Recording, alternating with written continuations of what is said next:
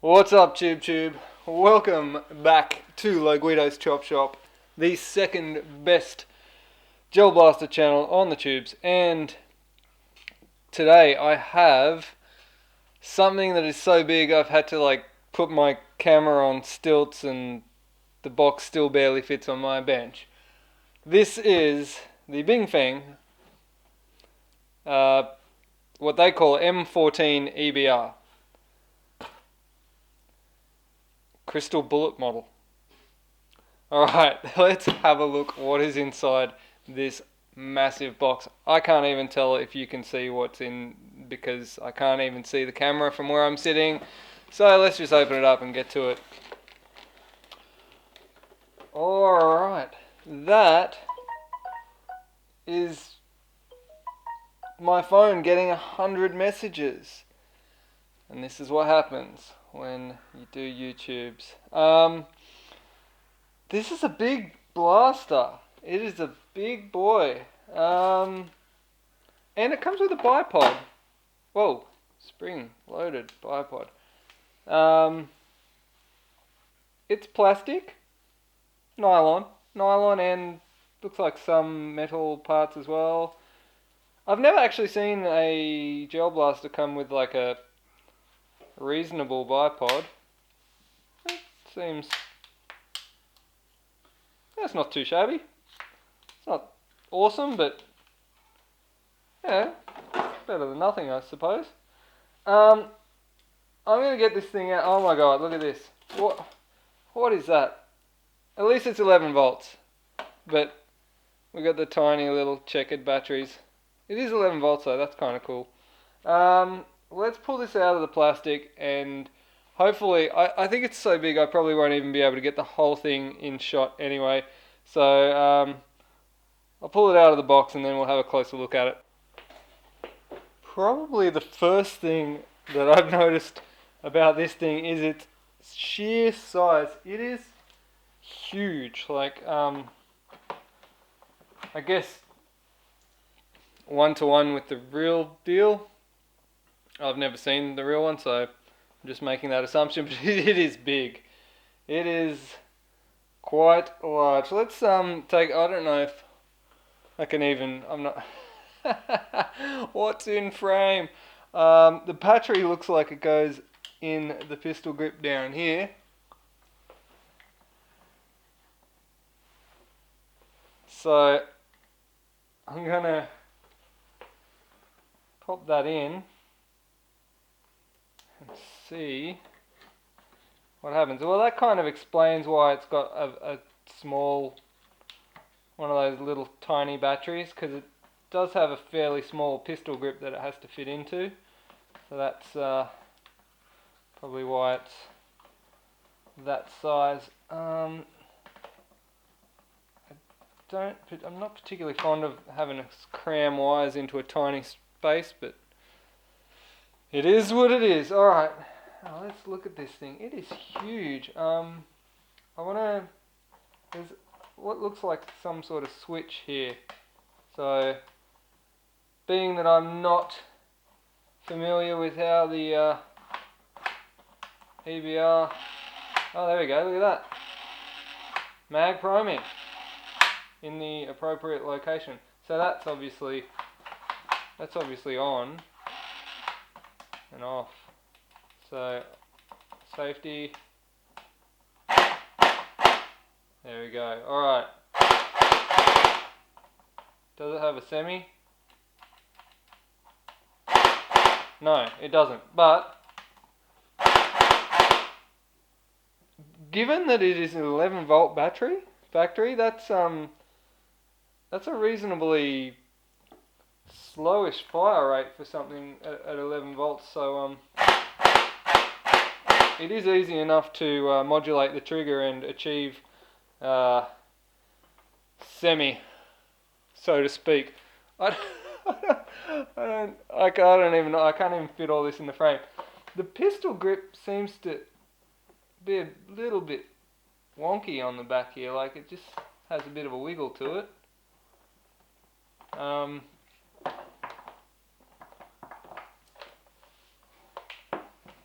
Where do I start with this thing?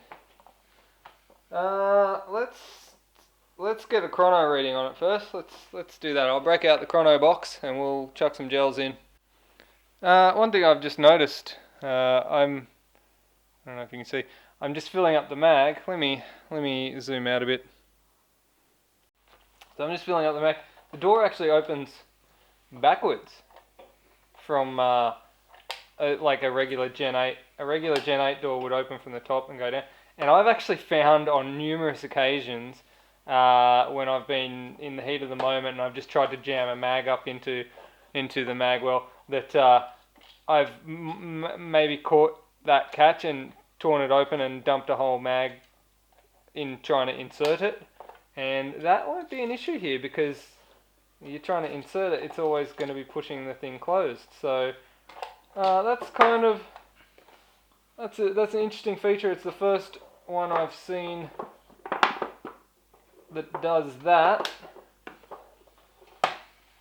The nylon molding is leaves a little bit to be desired. The flashing and molding here, it's a little bit sharp. Could probably be rubbed down a bit, but it's neither here nor there. Okay, let's get this thing on the chrono. Inserting the mag in doesn't have a real positive click to it, but nonetheless.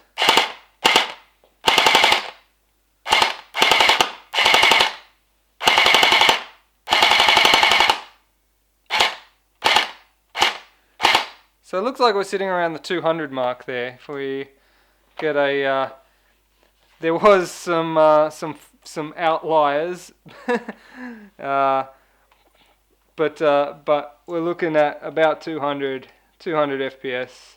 There's a 200 there. There was 180. That 399 was an outlier. 200. There was some 240s in there. 199. I'd say an average of 200. I mean, this is actually giving me an average of 197, but that's including a minimum of 0.3 and a max of 500, both of which did not happen.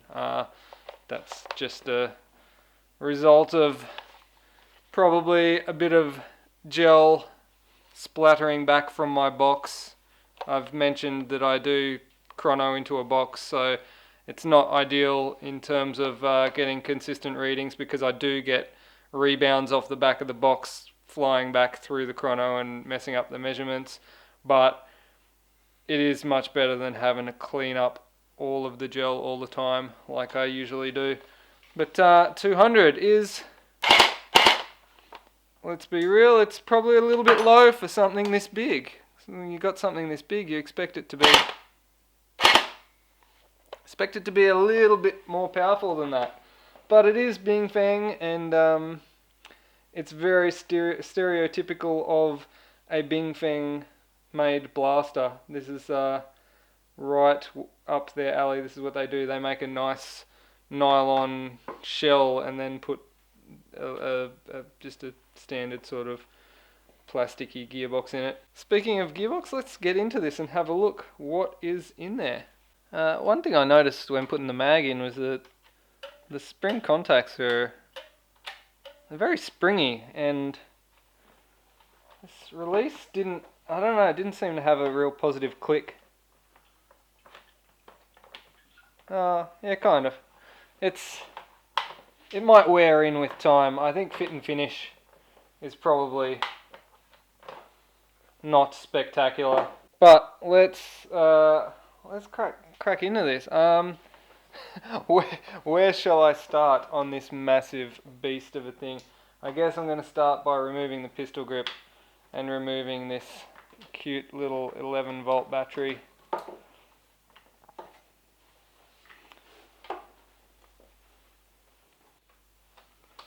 This adjustable stock is kind of cool. That's steel rod there. The mechanism's a little janky. I don't like how this whole, looks like this whole stock and pistol grip is, it seems loose, like it seems like this whole lot wobbles around separately from the blaster. And this dust cover up top seems a little bit loose as well. This whole, like, the whole thing has like a massive amount of flex and twist to it. I'm going to start taking this apart, and honestly don't know where to start, but I'll probably start by trying to get this handguard off the front. It is huge. I don't know if you can appreciate how big this thing is. I can only actually show you parts of it at a time because I literally don't have a wide enough lens to capture the whole thing. Alright, I'm just going to take this bipod off that I just put on, because things. It looks like this handguard here, this like bit here just kind of pops off. Yeah, there you go. That bit, that front handguard is literally just friction fit on there. The finish leaves a little bit to be desired. I mean, given this isn't a super high-end blaster like some of the things we've been seeing lately, I just feel like you know, some of the flashing could have been cleaned up.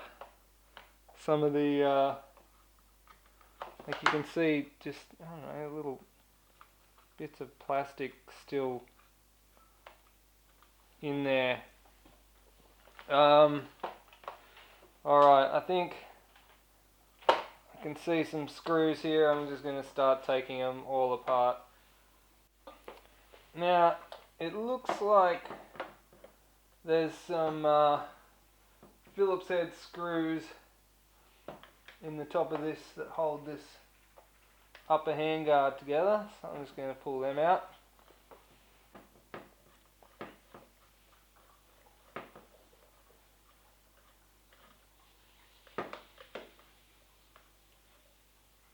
Probably don't need to film the whole.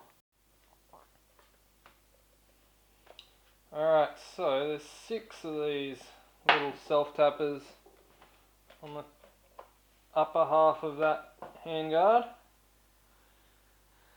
Oh wow, that's cool. There is what looks like a steel plate in here to give you some front end weight because it's all nylon. And look at the tension that this post is on. That's the spring for the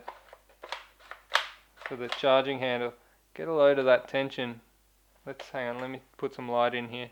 Can you see that tension? There's just one post here. It's on like a, maybe like a 10-degree angle or something because it's under so much tension there. That's probably not ideal. I guess you could run a solid pin all the way through that to strengthen that a bit. This is the alloy barrel. Nice looking alloy barrel. It looks quite long too. It comes to the end of this, or not quite to the end of the muzzle, but just quite about there. I'll measure that once I've got it out. But it does look looks maybe at least 40, maybe 45 centimeters. I'll measure it once I've got the thing out. This top dust cover, it seems to be sitting quite loose on here. Like everything on this blaster, it just all seems quite loose. Listen to that.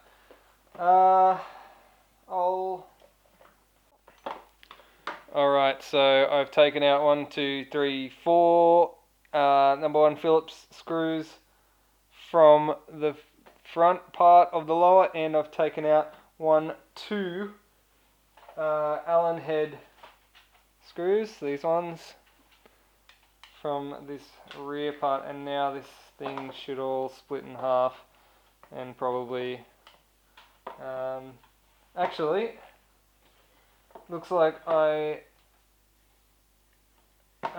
need to take the pistol grip in half first, so we'll do that. It is the same size Allen head as everything else, which is convenient. I like it when they keep things the same size.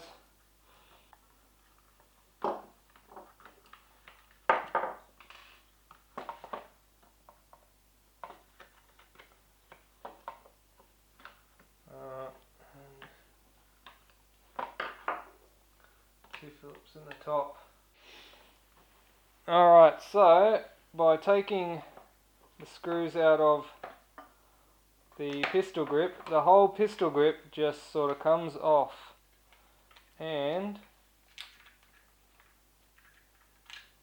battery wire and everything. So that's why the stock, which actually only really goes into the pistol grip here, and the pistol grip actually, that's why they are quite loose, because it's only this flange and the tension of these screws holding that flange together is what actually attaches the whole thing,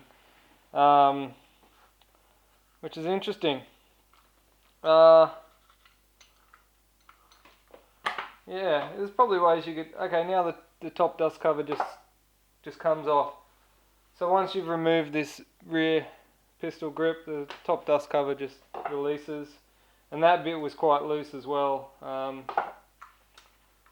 I'm sure with a little bit of shimming or something you could probably make that a bit stronger. Either way, take two halves of the lower apart, and now we can see where the magic happens. Alright, there it is. That is classic Bing Feng style weird inline thing. They've made this box in a number of variations. They've made it with the motor over here, with the motor with screws this way. They've made it with a 370 motor. They've made it with 460 motors. This looks like a 460 motor version. They've just relocated the position of the motor from this area here to this area here. Is this? Oh, that's a sling hook. Is it? This little piece in front of the trigger guard here. Looks like a sling hook. An odd place for one, but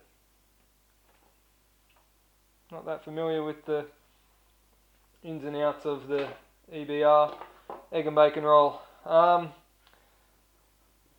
This is obviously the switch. Let's try and get this gearbox out now. I'm just going to pull this trigger out. Oh, while I'm at it, the trigger pull on this, it's really long. See that? I haven't even pulled the trigger yet. There it goes, click. So like, it's got this really long trigger pull, so I'm probably going to sort of do a mod on that one to make it a little bit shorter throw. I'm going to get rid of this weird loop. Someone in the comments can tell me what that's for on an EBR. Why is there this weird loop in front of the trigger guard? Seems like an odd place to have like a sling loop, and I have no idea what else it would be for. Except for maybe... Nah, I'm not even going there. Alright, so should be able to slide the whole gearbox out of that outer barrel, or am I going to have to undo the outer barrel? I am going to have to at least release the outer barrel from the handguard. A couple of Phillips head screws.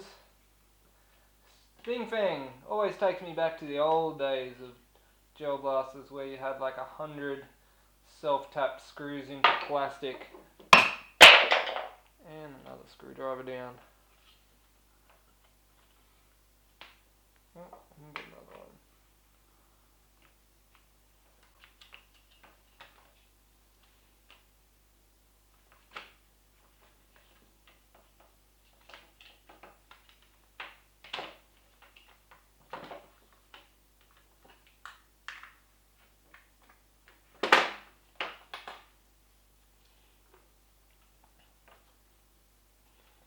Alright, now,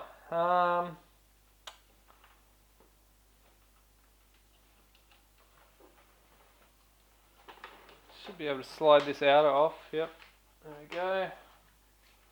Just a plastic outer. I'll be able to measure that, that barrel now. Get my tape measure.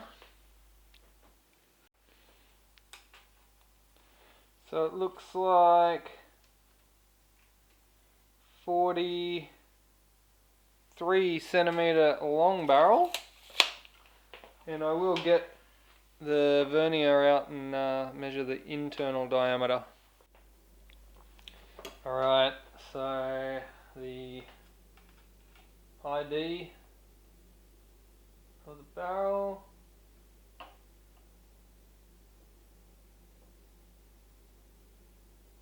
seven point 7.5. I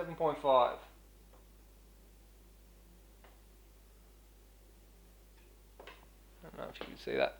It was like 7.48. Close enough to 7.5. Alright, let's crack this gearbox open and see what's inside. So first of all, I'll pop the spring out. Not a whole lot of force behind that when I popped it out. It's probably quite a small spring. I will chuck it on my low Guido scale, see what it measures at. If I was to take a guess, I'd say probably 8 or 9 centimeters. Just judging by the amount of FPS it was putting out, but let's take a measurement. Looks like bang on 9. Bang on 9 centimeters. It was actually like 8.9 centimeters, but close enough to 9 centimeters. So yeah, I was pretty spot on with my estimation. So I might put something a little bit juicier in there, nothing too powerful, but like I might find something that's like measures like a 10 or an 11, and I'll pop that in just to give it a little bit more poke. If you don't know what I'm talking about with centimeters and springs, and check out my spring video, it's in there somewhere. I might even put a link down in here to get to it. Alright, let's continue pulling this gearbox apart. So I want to first get the motor out of the way. So if I can pull the motor out first, then I can separate all these wires and everything and just sort of leave them how they are. Stuffing wires back into blasters is always a bit of a pain, so I like to leave the wires in the area that they lay as much as possible, and then don't have to deal too much with rerouting them again. Something, I don't know, that's alright. Bingfeng always do this thing with their gearboxes and their T-pieces where they make them out of the exact same material, so it almost appears that the T-piece is one with the gearbox, but it's not. It is a separate thing. So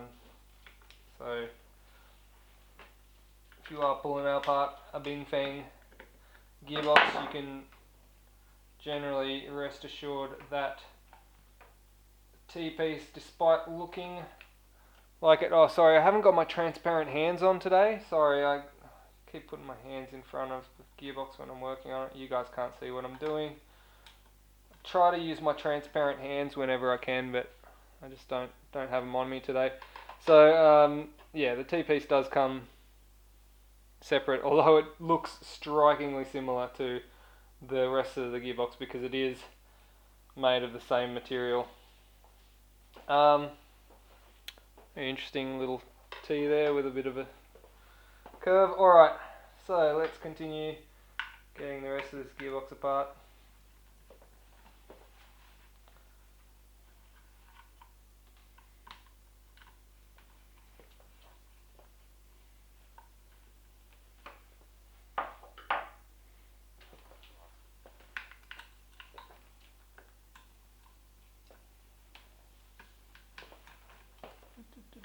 Alright, now, second last screw. Might be worth noting that that screw there was shorter than most of the other screws.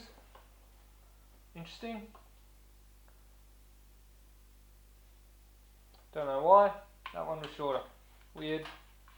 Usually they're all the same size, but not the case with this one.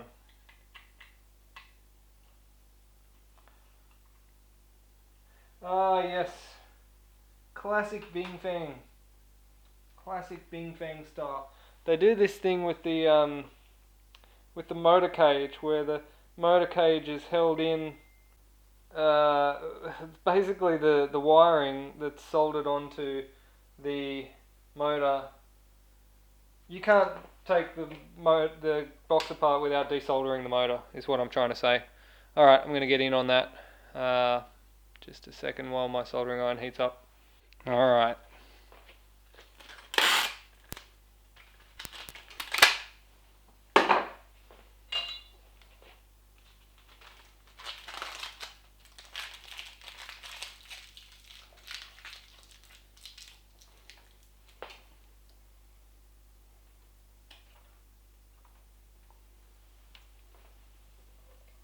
So I've got that motor unsoldered now. Should be able to get the top half of this off. I've still got this soldering iron taped to my pinky though, so it might be a little bit more awkward than usual.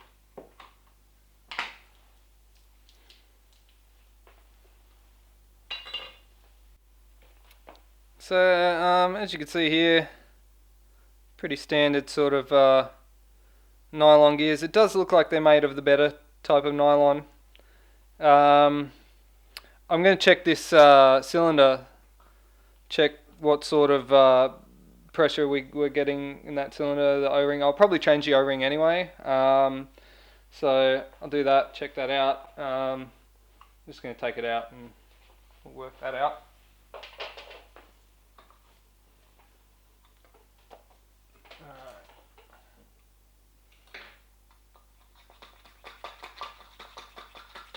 Oh, that's pretty rubbish. Alright, let's try it with the...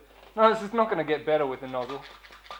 Yeah, alright. So, I'm going to tear that O-ring off and probably put like a green one on. Because they're pretty good. And then we'll test it again. Let's chuck a green O-ring on. Give it a little bit of oil too. Not too much. I just put a tiny little drop on there. Never go in dry. Alright, still not great, but the seal on the actual cylinder has increased dramatically.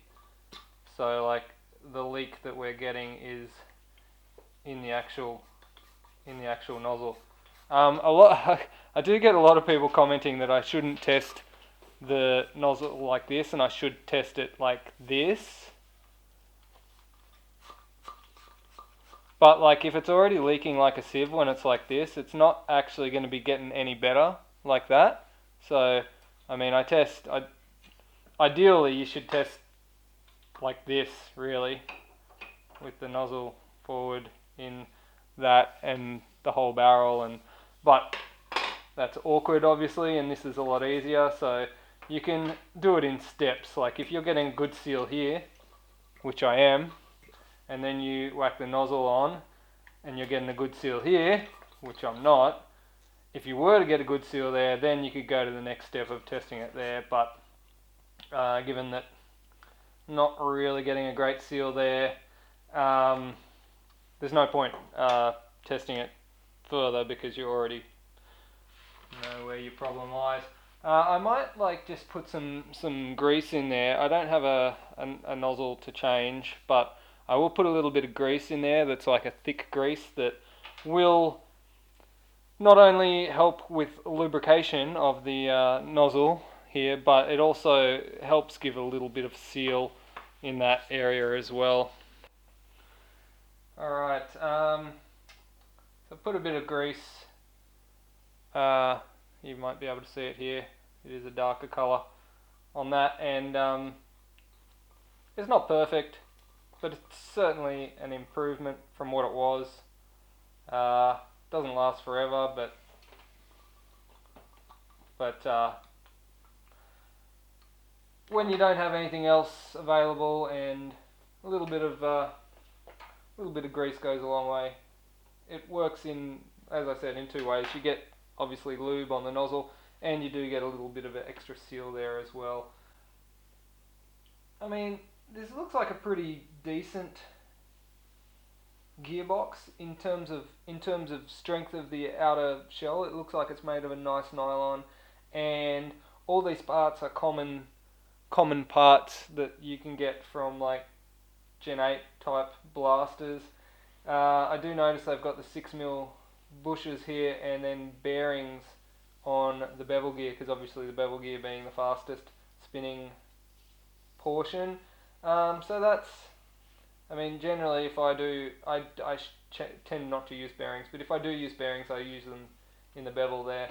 It's overall, it's not too bad, and it certainly can be upgraded because all these parts are fairly common parts. So while out of the box, maybe not too much of a powerhouse, it's certainly got a bit of potential, I guess. Alright, I'm just going to put this all back together, and I might see if I can find a spring that's slightly better than the stock spring.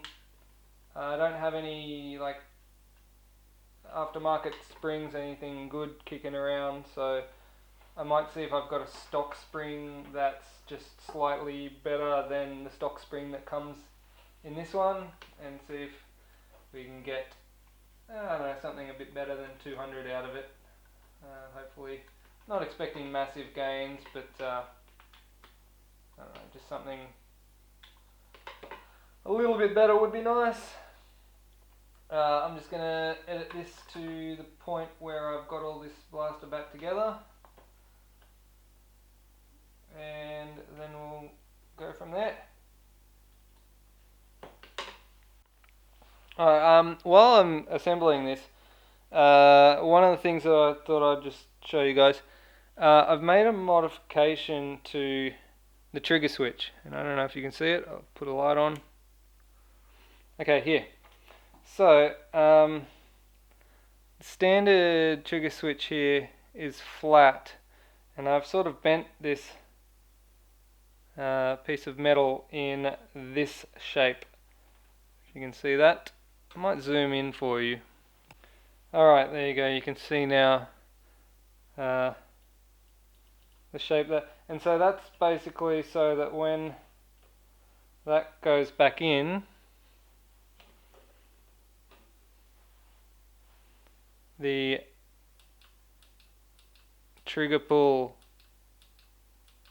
is much shorter than it was. It used to be something like this. You'd pull it back here and then it would click. So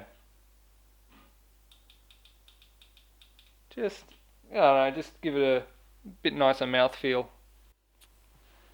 I know I said I was going to edit, cut to the bit where it's all back together, but I keep finding little things that I want to sort of improve. So I've cut maybe 2 centimeters off of the end of this outer, just so, because I want to fit a hop up on the end, which should, maybe with a little bit of persuasion, fit inside that muzzle device. But basically I've cut it so that there's just a little bit of stick out. There is a little rubber barrel buffer which lives in the outer, which is stock, which is cool. That's a cool thing for a stock blaster to have. And so I'm just gonna end up like just have like 2 centimeters of stick out of barrel there, just so I can fit the hop up onto that. So I just thought I'd throw that in there while and then we'll probably fit over the top there. Throw that in while I'm piecing it back together. Alright, so got it back together. Let's get the chrono box and see what she does.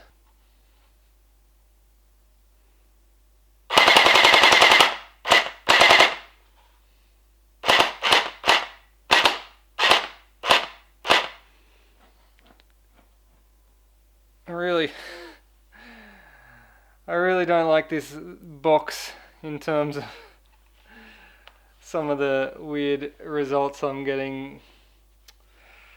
I really want to give you guys like results that are consistent, but I also hate having to clean up gels splattered all over my workshop. Either way, looks like we're pushing around the 250 mark.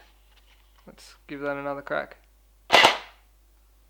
256, 227 there, 238, 256, 247, 258. Alright, I think we can agree that is a nice improvement. So not a bad little blaster. Not a bad big blaster. It's huge. It's massive. Hey, I did run just before I put this pistol grip back on. I did run a real small bead of hot glue down in the slot here before I clamped it on, and it's just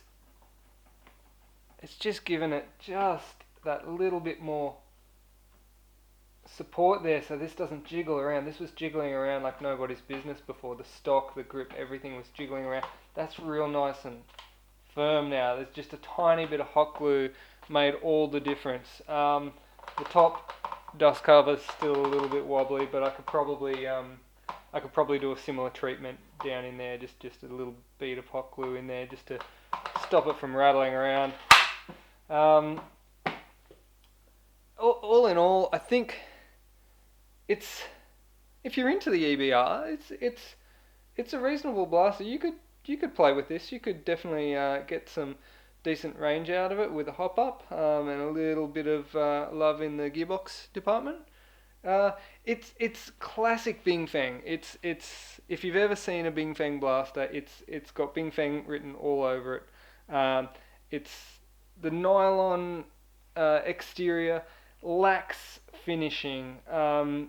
If you could just run a razor blade or something just along all the mold lines where the molds were made, you could clean it up real nice, and it would look quite good. It's just like they didn't bother in the factory. The gearbox is pretty sound. You could upgrade that with new gears and stuff if you needed to, but you know, it's doing the job all right. Sitting at around 250 FPS, and I mean, that's, what more can I say? It's price point, I think it's pretty good. It does look quite nice. It's not quite at the level of, I guess, what we come to expect these days, but given the price of blasters seems to be going up exponentially and the quality doesn't seem to be going up with the price, I think this is probably a pretty reasonable blaster. If I'd have seen this 2 years ago, I would have been thoroughly impressed with this. Anyway, that's it from me.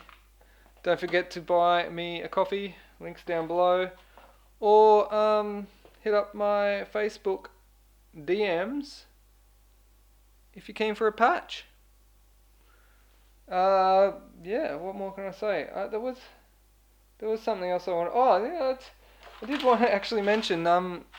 This did come with a bag of AKAs. I don't know if I mentioned that at the start, but in the box, among the other usual stuff, there was a box of a bag of AKAs. So that's cool.